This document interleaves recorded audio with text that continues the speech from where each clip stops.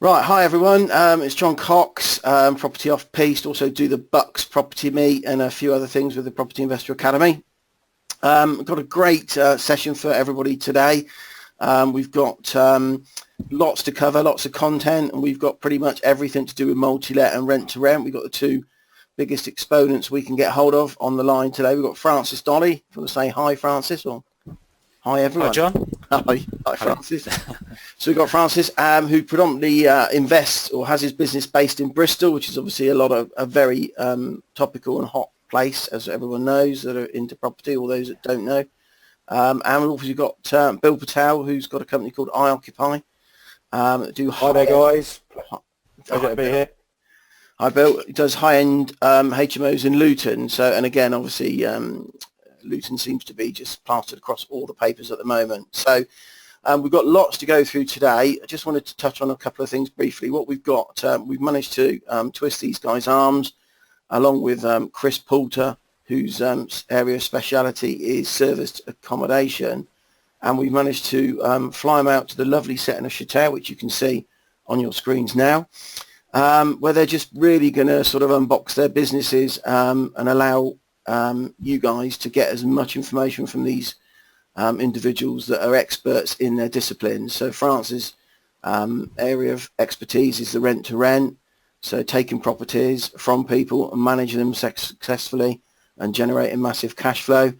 You've got Bill, Darren, and also their business partner, James O'Grady, that set up I Occupy. We've managed to get Bill and Darren to come out. James has been left, unfortunately, to run the business.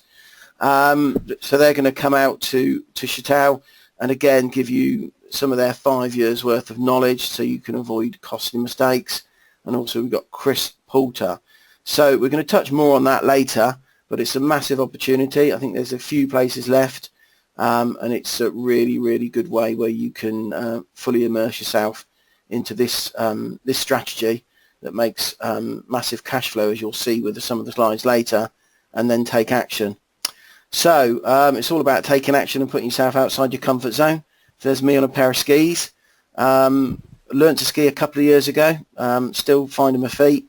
But, you know, you surround yourself by people that have done it, don't you? And then obviously it becomes easier and easier. And then once you've mastered a skill, you never look back, really. Or you just look down that slope and have a bit of fun. So, yeah, sort of surrounding myself by mountains. Just come back from Mount Kilimanjaro. And again, really, look to the expert that takes people to Kilimanjaro, that's got a 100% track record, someone like Darren Hunt, mountains in mind. And I just signed up for it, and it's, what an experience that was too. So we've also got Richard Simmons, who's the head coach. He's a very, very accomplished skier, and obviously joined the Property Investor Academy, a co-founder like myself many years ago. And it's this retreat that we're putting on where we can allow people to get access to all these experts 24/7, really. So we're going to cover a little bit more on that later. But first up, we just want to share Bill and Darren's story. We've got Bill today from Occupy. It's going to run through what they do and how they do it, really. Over to you, Bill. Thank you, John. Pleasure to be here, guys. So, as you can see in those very sexy photos, that's me and my brother Darren, two of the directors. There's missing one, which is James O'Grady, our other business partner. Very vital part of our business, actually. He's part of the tripod, as we call it, and James thinks very differently from both me and Darren, and that's why the business works so well, seeing things from different angles, and that's something that we actually believe quite a lot in, that always having a business partner that's actually has an opposing skill set to you that also helps propel you as far as you can. And in the background there you can see one of our communal areas and our beautiful office, which was a deal we've done a no money down deal to purchase the office, and you can see the little door to the right hand side. We've also got a 7-bed HMO to the right of it, and that was one of the first deals. The second deal we've done, and we managed to purchase the property, no money down, with an exchange with delayed completion, and pretty much just put the investment in for the development, and when we refinanced we got all our money back out. So that was a deal we done. You can see James hard at work there in the director's suite, deep in I Occupy HQ. We leave James to do all the hard work, and we run about doing a bit of networking and stuff like that. And Darren does focus a lot on the build. So yeah, James floats about, does different things, but is very good in the office and very good at keeping on top of things. So yeah, that's pretty much us, as you can see. And you'll see now a couple of photos of our finished and developed HMOs.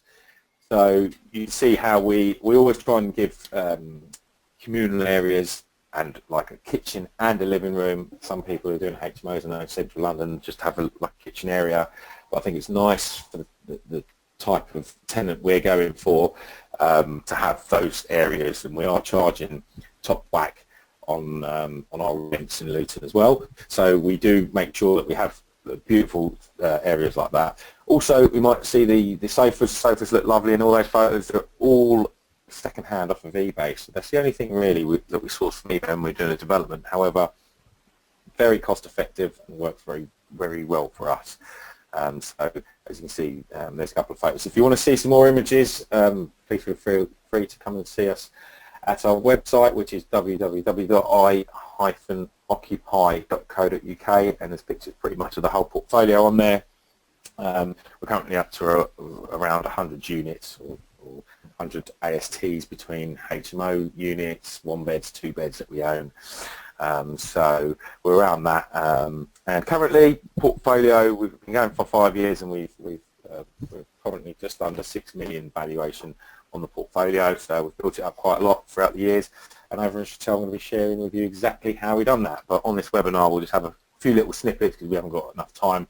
I don't even know if a week's enough to get through everything we've learned, but yeah, we'll try and give it our best shot and give you as much information as we can.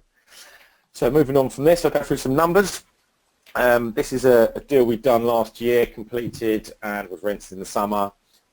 So this is fairly up to date, but the market's been moving so quickly in Luton, it's gone crazy, and I think it was the number 1 growth area in the country last year, and we did see some incredible rises in values, and it was tough on the purchasing to keep up with things. You know, were things really going to revalue that much higher as well?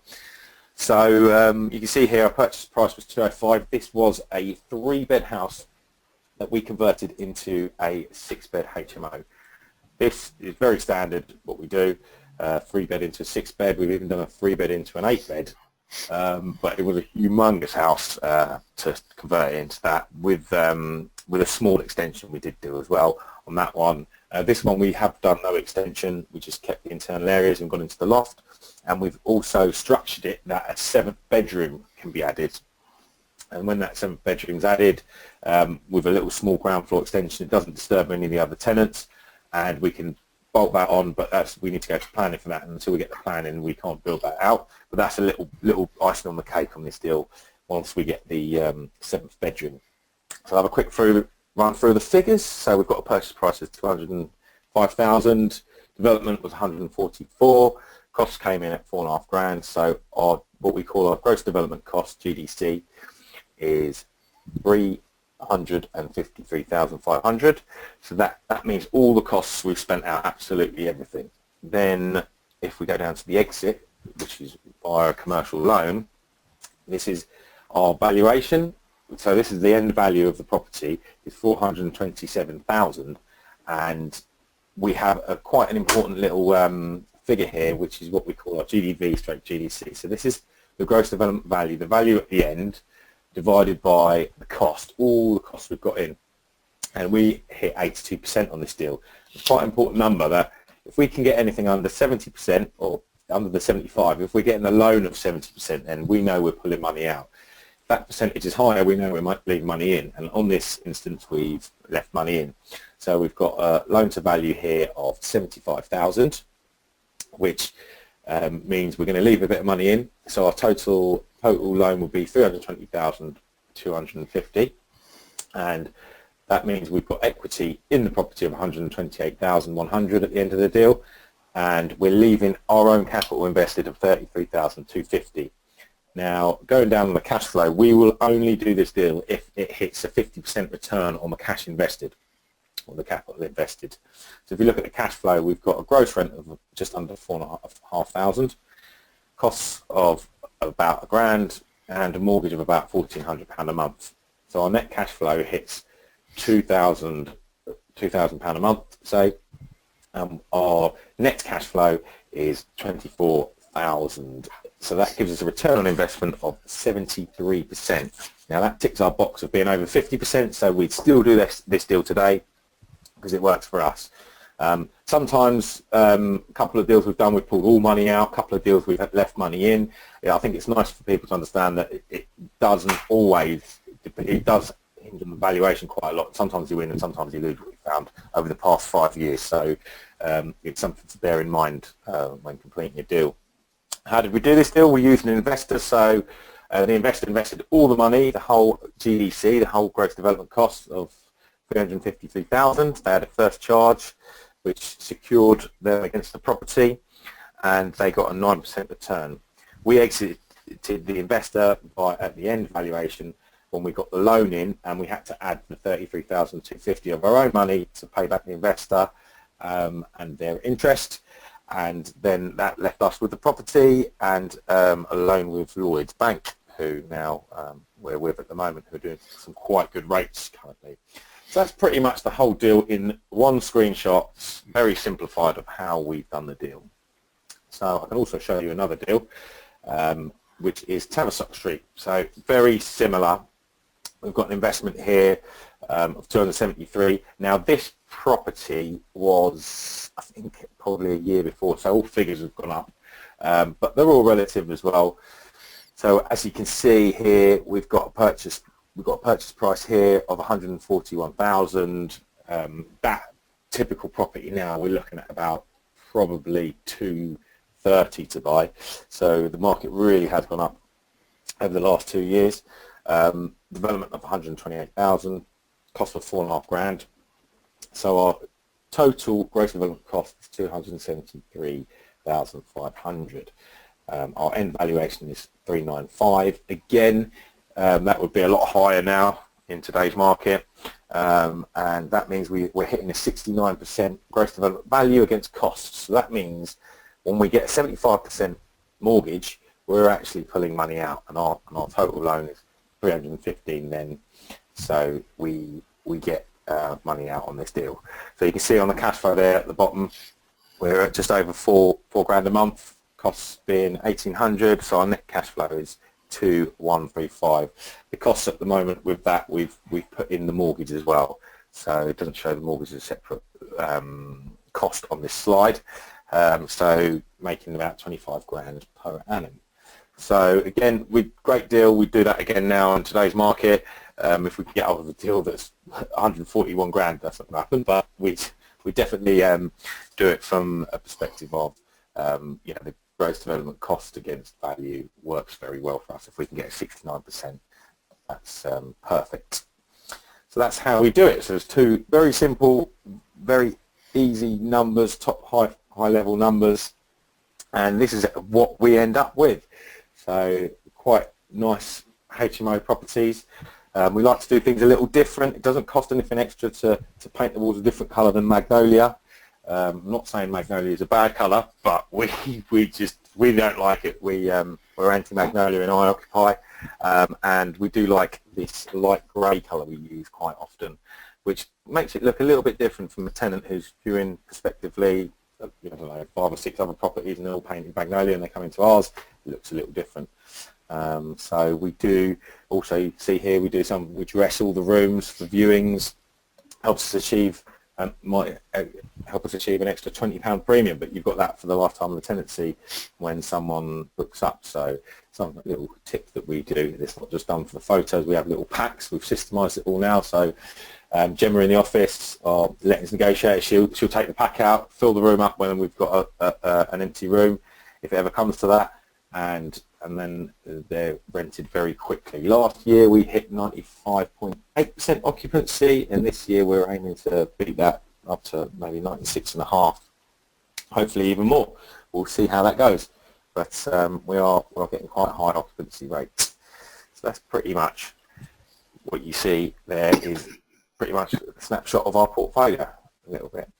And if we go on from here, I can explain to you why we picked Luton. Well, the first reason I personally picked Luton, I lived in Rickmansworth, and Luton was about half an hour drive from me, and it was the highest yields I could find within a radius, 20-mile radius of Rickmansworth. I couldn't find anything high yield, so if I was holding stuff long term, I can get the highest yields in Luton. So we've got Luton's quite a fair size. It's not classed as a city. Did go try to get city ship, I think it's called, something like that maybe, a little while ago, but they failed. They didn't. I don't know what they didn't tick, what box they didn't tick. But Luton's not a city, but it has quite a fair sized population of 200,000, which helps. So there is a lot of demand, and there's a lot of demand even on the HMO side. Just the occupancy rates show that. Great location for getting into London. So we've got King's Cross, you can get in there in 23 minutes, and an extra couple of hours you can be in France. So Luton to France in 2.5 hours isn't bad. So that's a great little link there, and great for people commuting. Capital growth, well, needless to say, I think Luton got the highest capital growth last year in the country, which is another, didn't pick that for that, you never could have predicted that, but at the end of the day I saw that Luton was massively undervalued, and something I did do was a search on Zoopla, done a heat map search by property prices, and you could see Luton was a big blue patch with everything red around it. So it was obvious even at that time that it had to come up and had to change, and the investment going into Luton currently is huge. So it is growing, and works, just continually growing. We've got the airport as well. So the airport currently, I think 2 years ago it was taking 8 million passengers, and they're looking to double that by 2021. And I went to a recent talk there with the CEO of the airport, and they're planning to double it by 2021 to 18 million, but I think they're going to hit it in the next 2 years. They just underestimated the amount of demand that the airport has, which is all good for our rooms, all good for local trade. So there's that 9.7 million, I think, it's doubling easily to 18 million. So I think they're going to hit that in the next 2 years. So there's a lot of infrastructure that's going to have to happen to go into there as well. Loads of huge businesses. We've got quite a few business parks. There's a huge development called Napier Park, which I think is a couple of billion getting invested into pretty much a whole new little village or part of Luton that's up not too far from the airport as well. Loads of stuff going on. Loads of investment coming into Luton. So, many different reasons why we're seeing it change, and change quite rapidly really, from what it is. And part of that 4 billion is that development I just mentioned. There's another huge development called Power Court, which the Luton Football Club are trying to build in the town centre, and add some shopping and retail to the area as well. We've got the shopping centre, the mall, which all helps Luton and boosts its area. So I believe there's quite a few areas, hotspots around the country that HMOs work in, and that can be close to you as well. That work doesn't necessarily have to be like a huge. You just need the demand, and you just need town centre location, I think, for the HMO to really work. So that's that from that perspective, and that's why I picked Luton, but not for all of those reasons at the time. It was mostly yield that I picked it, but all these little bits all helped towards growth and helped us grow our portfolio, and helped rents and our valuations just go up and up and up. So all positive stuff, and all great stuff working in Luton. And if we pop to the next slide, lifestyle. Well, the reason I previously, my background was based, I was started off as an electrician, started my own business, built that up, an electrical contracting, working all around London, had a load of guys working for me, sold that business out to my business partner, and started investing full-time in property.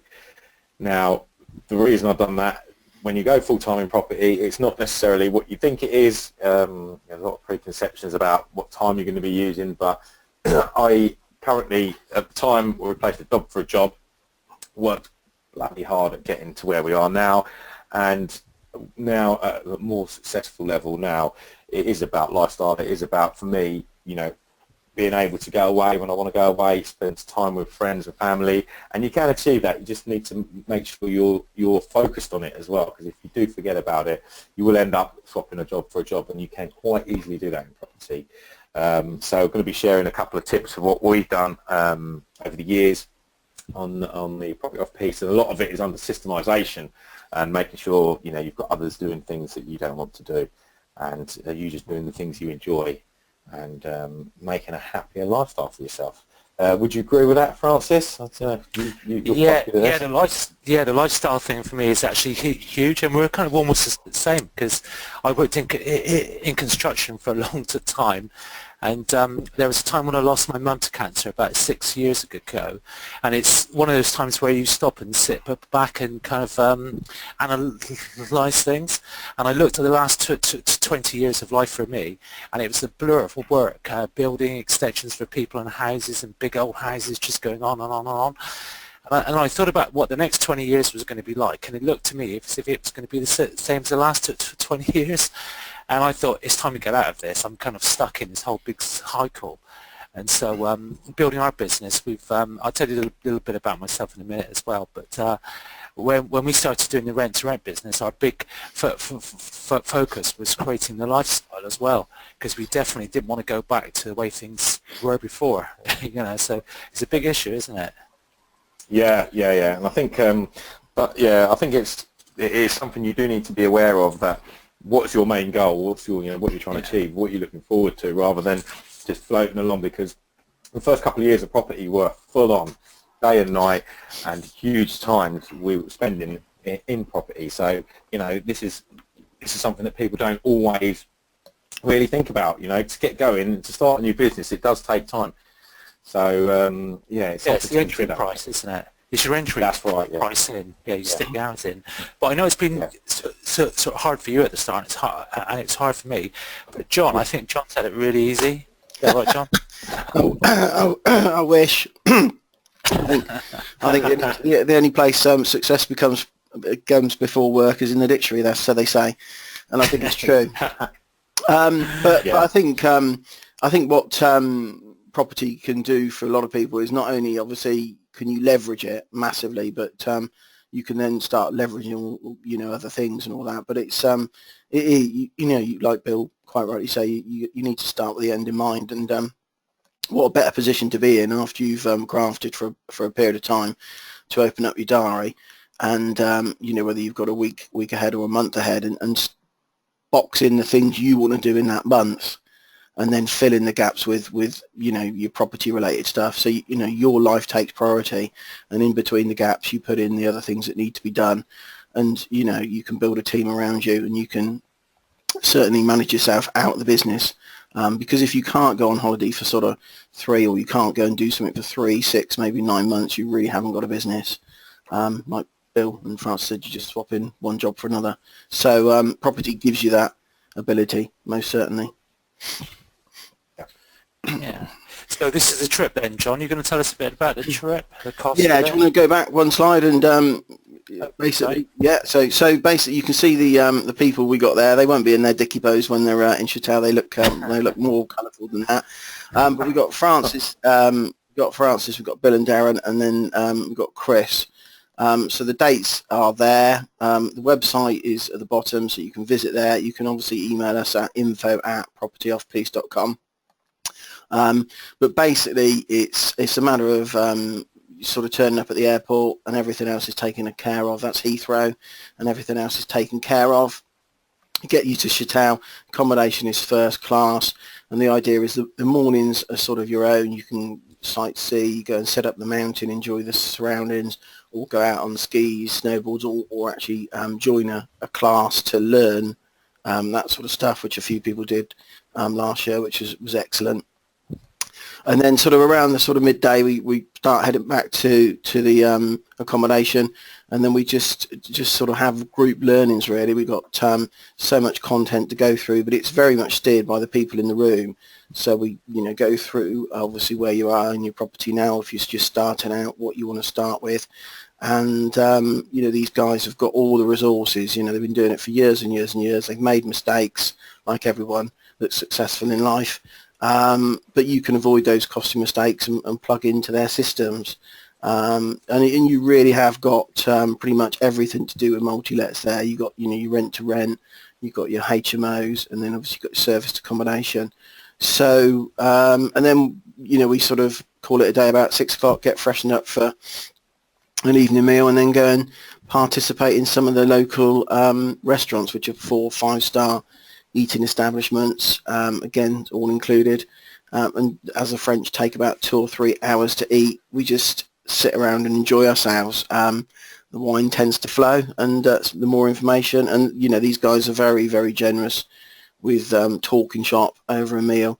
And again, it's just full immersion learning. So if you're going to if you're looking at any of these strategies, it's just a brilliant way to tap into these experts journey, really, and obviously what's worked for them, what's what they wouldn't do again, what they would avoid, etc., etc., etc.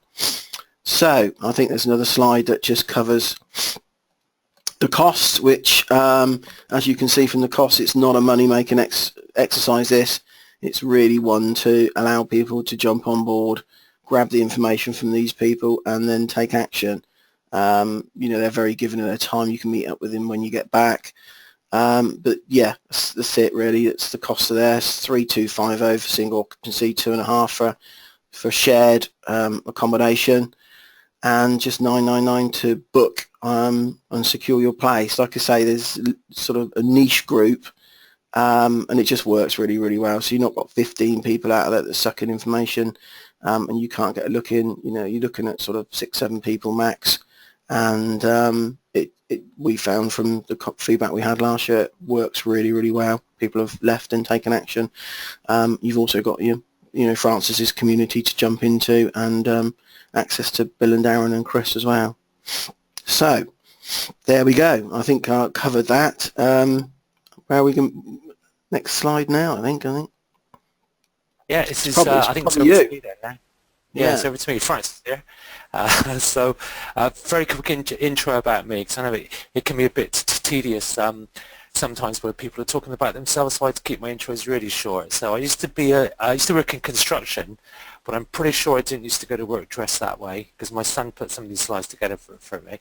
And like I just said, about 6 years ago, I decided to quit that really, hang up my saw and my tools, and at the time I had about 17 guys working for me, had some vans, and it's quite hard when you've built a life for yourself to step out of that. That was quite a big thing, but I decided not to ease out of it. I just quit, because I think I knew that if I kept my foot in each camp, that I'd still be doing the building work and not really giving the property investing 100%. So I took a risk, really a big risk, and jumped ship really. And my wife Jane, she was an accountant for the local authority, and around the same time she took early redundancy as well, as after the same, about 20 years of that. So it was like a scary time for us then, but we just decided life's too short to be stuck working for somebody else trying to build their dreams. But unfortunately for me, my wife Jane has got friends and she's got a life, and she's only 50% kind of interested in property, whereas I'm a little bit obsessed. So she took a back seat. My daughter, this is my daughter Emily, is also my business partner, has been for the last 5 years. She just got a degree in architecture, and I gave her a book to read, Rich Dad, Poor Dad. And that was a big mistake on my part, because if you've not read that book, you should do. And she had a bit of a mind shift then, really, and she decided she wasn't going to do the 20-year slog as I did and support me, as I thought she might, that she was going to come to work with us. But I said you can't, because you need to bring something in yourself to the table. And she discovered it in her own way, rent to rent. It's a thing that had been around for 20 years, I guess. She kind of persuaded me to give it a go. I thought it was some sort of scam to start with, as you do, but I'd done a lot of research, saw that it's been used by the councils, it's been used by the government, and there's companies around like Northwood who've been using rent to rent for years. So I knew as long as I'd done it ethically, that it was going to work. And we were joined a couple of years ago by our property manager, Will. Here he is. I don't know how to say this to you, Bill, but our occupancy rate is just a little bit higher than yours. Oh, damn. Sorry. Will's been working with us for 3 years, and he's not had an empty room at all, not even for a minute. He's absolutely obsessed. He filled a room on Christmas Eve at 4 o'clock. He filled a room on his birthday at 11 o'clock. He's obsessed, this guy, like, you know. But he's going to be stepping back soon because he's been doing it for 3 years, and I think 3 years is kind of enough. So we're getting we actually done some interviews last week to get somebody underneath him. So we're going to try really hard and train this person and see if they can, you know, retain the occupancy rate. I think 97 is good as well. I'm not, you know, saying that's bad. So, thanks, Francis. All right. So we run our rent-to-rent in the centre of the universe. You might know it. It's a place called Bristol. So this is everybody in Bristol, I think, on the way to work. Life's a bit slower there. We take things easy, you know. And this is the lovely Clifton Suspension Bridge. So me and Emily started a little company called Your Local Lets. That was about 5 years ago. So I've done a little comparison the way that you did yours as well, Bill. So why is it good to do it in Bristol? Well, it's the gateway to the southwest. Depending on the stats you read, so I think you said, Bill, Luton was the fastest growth area. Well, I read some stats that said this, so I think it really depends on the stats. There's stats out there to support everything, I think. Bristol's quite a big city. The population there is quite dense. Oh, I mean that in a nice way as well. And this will probably explain part of the reason why we don't have voids. We find pretty much people move out of the rooms at 12 o'clock. If we've got to tidy the rooms up at all, we do, and then people move in again about 6. So you know, we've never had an empty room in all that time. Once again, the airport is pretty big and pretty busy, and you can see it said 1 million more passengers from 2015 to 2016, and it's growing still. Every time I go back to the airport, I get a bit confused because they open like a new piece here and a new piece there. It's just growing so fast. And they got this commute. I think it's going to be a silent train, they say as well. Would that be an electric train, I guess? By 2017, the end of, it should be 1.5 hours to London as well. So all this stuff's kind of speeding up, isn't it? It's all moving really fast. We find we get a lot of people in Bristol from France because we've got an Airbus in Bristol and there's an Airbus over in France, and I'd say we've got maybe 50% of guys who are kind of engineers, and they'll come over to England for a year or two. I actually learned to speak a bit of French, so I could welcome them when they arrived, and I think that's part of the thing as well why we keep the rooms full, is because the one-to-one relationships and putting it across to your customers that you actually care, and I think that's a big kind of it's a big issue, I think. So I was going to show a couple of deals as well. This was property we got pretty much for free, and if somebody had told me this 5 years ago when we got into rent-to-rent first, I thought you're absolutely insane, because when we got into rent-to-rent doing it first, we were putting down about £3,500 to £5,000 to secure a house. That could be £1,000 rent, £1,000 deposit, £1,000 on the refurb, say, and agents' fees if there was agents involved of about 350-ish, say. But this lady, when we came across this lady and we found her, I think we advertised in the local property newspaper. We had an advert in there that cost us £150 a week for a half-page ad. We'd done some leafleting and we put postcards around, and she said she saw a few of these things. She had a job, she worked for somebody, she got promoted, and she tried to look after this house herself for a long time. And when we met her, she pretty much threw the keys at us and just said, please just take care of it. The house is pretty nice inside, not up to your standards, so I think, Bill, but for rent-to-rent, it's good enough, I think. You know, it's a nice room, I could stay there. The lady insisted that she was going to wallpaper one wall in each room. We couldn't talk her out of that, but she was kind of up for it, so we said, yeah, fine. And we paint some of the walls grey as well. I'm afraid we still have some magnolia walls here and there in some of our houses. But I am inspired actually to paint them grey now I've seen yours. I think it's cool, so thanks for that. Yeah, we didn't really spend very much on these at all. We dress the rooms a little bit as well every time we show them. The landlady supplied all the beds and furniture. You can see the standard's nice, I think. It's just okay. It's kind of middle-ish. This is the little room at the back, maybe the weakest room in the house. But I think, yeah, they're nice rooms, and I could stay in this house, I think. We call this the discombobulated house, which of course means bewildered and bemused, because when we came across this house, the landlady said it was full of professionals. Well, it quickly became evident to us that they weren't professionals at all, so they were a bit confused. Some of them seemed to be part-time students, some of them didn't seem to work at all, and you can see the rent in the bedroom on the left-hand side there, £350. Well, we knew the market rent for that property was £520 for a room.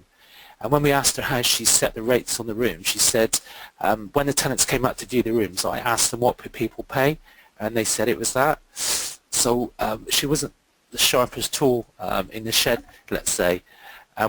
We noticed there were stairs up to an attic room, and she said it was a storage room, and she hadn't converted this into a bedroom in, I think, 10 years, because somebody in the council said the rest of the communal space in the property was too small to support it. Well, we knew that probably wasn't true, but we did phone the council up and confirmed it, and yes, she could have had that as an extra room. So as well as having the rents were all too small, she was down probably another £500 a month for 10 years. So she lost a lot of cash. And you see there's a living area and a dining room as well. The reason for this is the tenants told her they needed somewhere to watch TV and somewhere to eat. So basically we've got a landlady who didn't have a clue, and she'd been struggling on with this property for years. And so when she found us, she just handed us the keys and just said, please take this off my hands. And so we were kind of happy to. And there she goes. She's always in a rush. There she goes. So I'd say with rent to rent, when you find a landlord, you've got to find out what the problem is. A lot of people call it guaranteed rent, and they focus their whole attention on guaranteeing the rent. But in this particular property, she was interested in the money, of course she was, but on a scale of 1 to 10, that was probably down to about number 5. The big thing for her with this property is it consumed her thoughts. She said she woke up in the morning, it's the first thing she thought about. She went to bed in the evening, and it was the last thing on her mind, and she was going absolutely nuts. So once again, we've only got an hour today, so haven't really got time to get into the nuts and bolts of this, but we had to issue a Section 48 to take control of the property. We told everybody they had to reapply for their rooms, and we gave them all the Section 21 to leave and to an opportunity to reapply for the rooms as well. And in actual fact, I think all of them left in this property because, of course, we also upped the rents to like a fair rent. I think some of the rents we could have rented for $540, but we tend to keep it under it a bit to ensure the rooms are always full. So it's a little tip as well there. So this is this is another property. This is one we've had running for a year. You can see the we didn't put any deposit into this at all. There was no agent's fees. Oh no, sorry, this is the same one. It's a different picture there. Have I not put the same picture up there? Oh yes, it is. That's the same shop. Getting confused there. So we didn't put a deposit in on that one at all. When we were doing rent to rent first, we put deposits in because we thought we had to, so we did. As soon as we convinced ourselves that we didn't have to put deposits in, we didn't. So it's a bit of a mindset thing. Of course, there was no agent involved in that one. This one, like I said, she wallpapered the property, painted it all through. We just hung up some artwork, bought some knives and pots and pans and things. So we spent about 170. We agreed to pay the landlady £1,100 a month. I can't say what a discount that was on the market rent because it was all a bit confusing. This property only cost us $480 to run. We bring in £2,900, and we actually make more than she does on this. So we make £1,320, and it took us 4 days to recoup our cash we put into it, which was 170. But you see the POM on the side there. I think the big thing, we give the landlady £1,100 a month, but the big thing we could give her, the huge thing, is peace of mind. and she just loves us. So she's got another property she's buying. It might be a flat, I think. We're trying to persuade her to buy a house instead. And as soon as she gets the refurb done, she said she's going to hand it over to us. So I think rent to rent is a great kind of springboard into property investing. And we find a lot of people in our support group will set themselves a goal of maybe creating a cash flow of £5,000 or £10,000 a month, or get to 10 rent to rents, and then they kind of stop there because they've got a good foundation to build things off, and then they can go into purchasing. And we own some single lets ourselves. I've had single let properties going back to 1995, I think.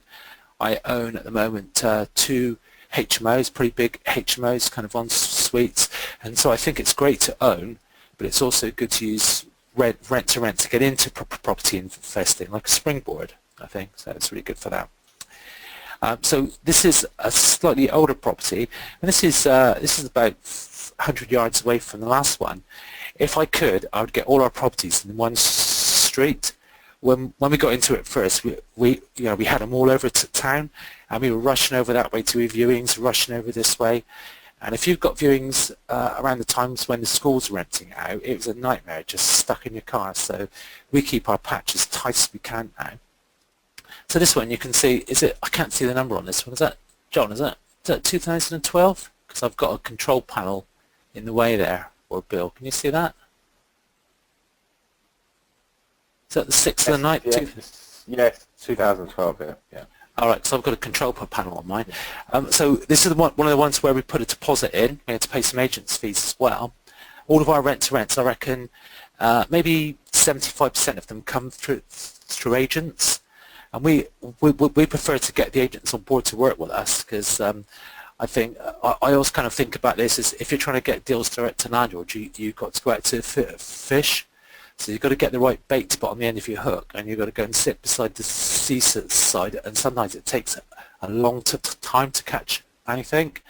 Whereas if you go into an agent, it's like you go into a fish store. All the fish are there, but you've just got to know the correct words to say, to get them. So when we got into it first, we got all our deals, the first 10 off agents. And it's just making sure you know what the agents want, give the agents what they want, and usually you'll get what you want in return. So this property is owned by a barrister. He lives in London, not been to Bristol for years. You can see we pay him, I think we started paying him £1,000 a month, and then he's upped that over the last few years to £1,200. We had about £200 off that initially, the price he was asking, and that makes us a nice steady £853. It's got our money back in 2.5 months on that one. With rent to rents, we tell people in our group really the lowest criteria we'd say is about £600 a month. Under that, it seems to be like a lot of effort really for your cash. But I'd say the thing that most people aim for in the group is about £800 to £1,000 a month, and if you can achieve that, it's amazing. If you can get, say, 5 of those, that's probably going to change your life, I would say. So what we're going to do when we get to the French Alps, and when we did this last year, it's amazing. The trip was great. I enjoyed it, and it's such good fun. Kind of afterwards, up on the slopes and down in the bars, it's such a great place to come and learn. And I've actually remained friends with a few of the people on the trip, and I've trained them again since then on some other events. So what we do when everybody comes along, everybody will get one of our workbooks, and this ties in with the slides, so you don't have to think to write everything down, because you've got pretty much every slide and a blank page on the right, so everybody will get one of those. And we'll give everybody our manual. This is 270 pages at the moment, and we update this every 2 months, I think, so it's cutting edge. And we'll probably put this one in the post to you and send it to you to England, because it's too heavy to put in your suitcase. We're going to give everybody a 6-pack as well. So part of the 6-pack forms the manual, the 7 big mistakes, because I always think it's good to learn from the mistakes that somebody else has made. That'll save you a fortune. The DVD on the bottom, we're going to give you 3 hours of rent-to-rent training. The letters, those are the letters that we send to landlords. They're a sequence, and they brought us maybe 5 deals, I guess. There's an instant download you're going to get of everything you need to do before you come on the training, so we'll send that to you before you go to the French shops, and the contracts. There's loads of people out there teaching rent-to-rent, and some of the contracts are absolutely appalling. We spent a fortune on our contracts. We believe it's got to protect us, and it's also got to protect the landlord. And it's also about the wording as well, because you don't want to open yourself up for VAT. So ours has been constructed by a property solicitor and my accountant as well. So we spent an absolute fortune on those, and you get those as well. And everybody gets access, as John said, into our community. We've got about 900 people in our community. We get together every year. You can see one of these was in London, the other one was in Bristol, I think it was, and we're getting together again for a reunion pretty soon in Gloucester.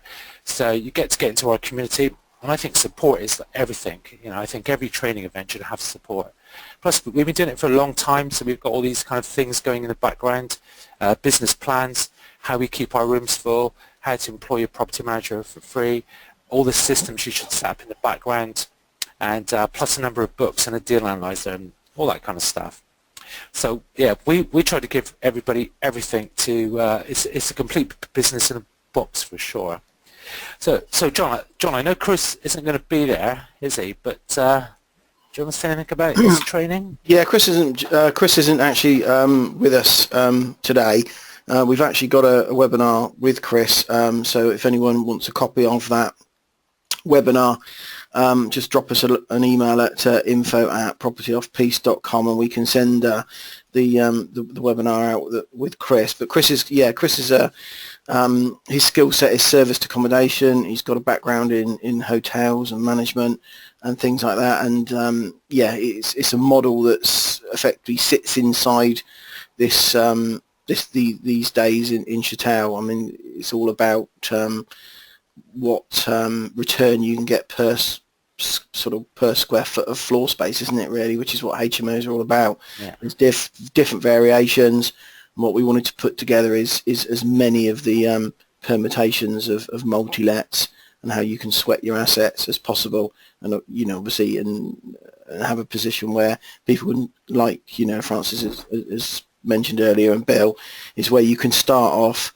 get comfortable learning the area that you want to maybe rent to rent, ease yourself into rent to rent, managing multiple tenancies, and then moving on. I know a lot of people that start out with rent to rent, then obviously making significant cash flow, then start investing in their own HMOs. So they've got a portfolio based on part properties, part owned by themselves, and ones that they've got on long-term agreements.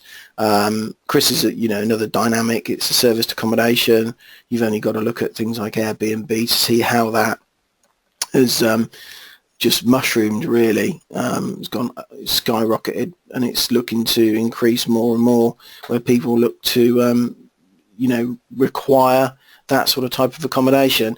Again, like with Bill and Francis, there's the right way and the wrong way to do it, and I think that's the great thing with Chris is you can learn the right way to do things, so you're not breaking any rules, you're not going to fall foul of any regulations, and you can run a successful, profitable and de-risk your business at the same time. So we've got Chris out there in the French Alps. So again, Chris is going to be delivering his information that you can take on board and run with at some point when you're ready, really, or straight away. It's entirely up to you. Yeah. I don't know if you know, because our training, we charge usually $997, and we sell the manuals and stuff online, and they're about $497 as well. And everybody who comes on the training is going to get all that, and plus the value from Bill and the value from Chris. I mean, the training on itself, if you bought the training of all of us, on its own would cost more than the price of the trip, I think. Oh, massively. I mean, you could probably it's probably going to approach something like £10,000. I know from the one that happened previously, as we was going along and people were saying, that documents, you got Bill and Darren and yourself were saying, we use this document, we use that. You know, Bill and Darren were saying, you know, we'll put that into the Dropbox, you know, obviously on agreement that the people on the retreat, you know, don't share it, it's for their own use. You know, you just don't know what you don't know. I remember you saying, you know, you buy a lot of stuff off eBay. Bill's alluded to it earlier. You know, I remember you mentioning a sniper application you can use called Gixxon, I think, and I mean, I still use that to this day. And it just saves you money, doesn't it? And that saves you a fortune, yeah, absolute fortune. So you know, you just come away with an abundance of information and knowledge that you know, and until you get out and do it, you wouldn't have learned, and you may have headed down the wrong road, and it may have cost you. You know, I mean, everyone on this webinar today, myself included, would have made mistakes that have cost them thousands and thousands of pounds. You do. It's just life. But the great thing is, you know, we can highlight those to people, and you know, they're spending their time and effort on chasing things that work and avoiding things that don't work, really. Yeah. So I mean, that's some pictures of Chatel. I mean, it's a lovely setting. It's on the French-Swiss border, and it's just a stunning experience, really. Like I say, that those that don't ski, there's so much to do. There's an hot open air swimming pool that's fun. You've got Lake Geneva about half an hour away. A lot of people just tended to come up the mountain and just sit and have coffees. I mean, typically with the March dates, you're going to get beautiful sunshine, so it's going to be very warm, even though you've got snow all around you, and it's just good fun. It is, because obviously there's a lot of education. It is tax deductible, so you can put that through your business. And like Francis and Bill as mentioned earlier, you're going to come away with loads of knowledge and expertise, shortcuts, templates, you know, ways to do finance, ways to secure deals. You're going to come away with all of that, along with Chris's knowledge for that time, really. And also what you tend to find is the group knit together really, really well. You get a really good relationship between everybody, because you're spending, it's brilliant. You know, you're spending so much time with everybody. So, you know, we've had people leave and gone and do business together, and et cetera, et cetera. Yeah. Hey, John, I don't know if you remember, I took a photograph of you at the end of the trip. Would you like to see that one? Oh, if you must. There you go. I think it's that was you, wasn't it? I think so. Yeah, that could have been me. Yeah, it looks definitely like the right colour code. Yeah, I think that's one of the that's one of the tricks that didn't come off. I think Bill and Darren bet something there. A bit of fun, or it could have been just coming in from the nightclub. I don't know, but there we go. Yeah. So these are the details again. Like I say, you know, they say the best investment is education, isn't it? It's invest in yourself. You know, don't buy other items. You know, they depreciate. Whereas if you invest in yourself, you're just going to get your return, pay you back time and time again. So many people that you see doing very, very well on the property circuit have all got mentors. They're all invested in themselves. They're all taking time out to teach themselves what they don't know effectively, and this is no different. You know, I wouldn't have dreamt of climbing Mount Kilimanjaro just by you know, getting a rucksack and a few bits and bobs and shooting off to Africa. I'll be probably frozen at the top, you know, doing one of those mannequins, I think, just statue frozen. So you look at the experts that can get you there, and this is no different. So it's the 19th to 25th. It's a bargain. I say that I'm biased, but it is. You can see the content, you can see the value you're going to have. You just really got to pay. If you want to do skiing or snowboarding, you just got to hire your own equipment, and that's at your cost. And the rest is down to us, really. There's the numbers on the screen. If you want to talk to anyone that's been before, or you want more information on it, give Richard or myself a call, drop us an email, and it's great. You won't look back. I mean, these guys are very, very genuine in the knowledge they give, and you can see, you know, like today, I mean, they all make it sound very, very easy. That's because there's a lot of hard work that's gone before it. But the great thing is you're going to get access to all the templates and the structure and everything. So you are really sort of mapping out your future and de-risking it at the same time. So anything you want to add, guys? Up to you, Bill. Yeah, I think John's hit the nail on the head. Really, we have had 5 years of hard work and 5 years of contracts tweaking, changing. Something's happened in the business. Quite a few funny stories with Postman going into a HMO, bumping his head and trying to sue us. So we've got a few clauses in the contract that actually tell them to go away. So luckily we had a clause in there at the time that we were not liable. It was the tenants, even though he bumped his head in the communal area. So that sort of put that one to bed very quickly. So that's just one tiny example, but all contracts throughout the years changed, tweaked. That's one thing. Systems, what's happened, and we're just going to be sharing with you guys absolutely all of that, and how, and if you can jump and not make all the mistakes we made and jump all of that, you're years ahead already. Yeah, and I agree. Yeah, and I agree. We're going to give you absolutely everything. We're not going to hold anything back. And John was right, I think, when he said we've got this whole kind of thing of abundance, all of us, I think. And I strongly believe that that if the more you give, the more you get back. So we don't hold anything back. And as far as the education goes, I was talking to my good wife in a week, and we recall when we went on our first course, that was 7 years ago, I think, and I paid £100, and I complained about that. £100, that seems like a lot of cash, and we added up what we've spent between us since then, and we've spent nearly 40,000. And I would do it again in a blink of an eye, because I've got this whole kind of thing that if you're going to earn £2 back for every pound you spend, you'd be crazy not to spend it. And so you've got to think about where you spend your cash, be very smart, and I think this is a very smart place to spend your money, I think, and have a lot of fun as well. Yeah, exactly, definitely. Good. Okay. Well, I think we're pretty much coming up to the hour, so that's lots of content there. You've covered, big thanks to Bill and Francis that have covered, their areas of expertise in, very, very, very, quick pace. But the great thing is it demonstrates there that, you only need a few properties potentially to become financially free. Often you need the knowledge to take action. Well, the knowledge is going to be in France, and it's going to be, like Francis and Bill say, in abundance. Or we could even drop the hint in there, in abundance, because that's just around the corner from Chatel. Right. Hey, we needed a joke, you see, Francis. I was counting on you. Yeah. Anytime you're ready then, John, anytime you're ready.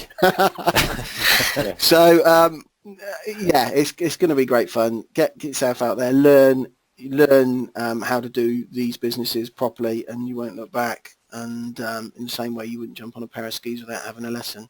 So big thanks to Francis and Bill for taking time out, and we'll see lots of information on the training, the webinar today for you to use. But do message us, and we can secure you a place and get yourself out there. So big thanks from myself at the Property Investor Academy and Property Off Piece on behalf of myself and Richard Simmons. And massive thanks to Bill and Francis again for sharing their businesses. You're very welcome. All right, bye, John. Bye, Bill. Bye. Bye.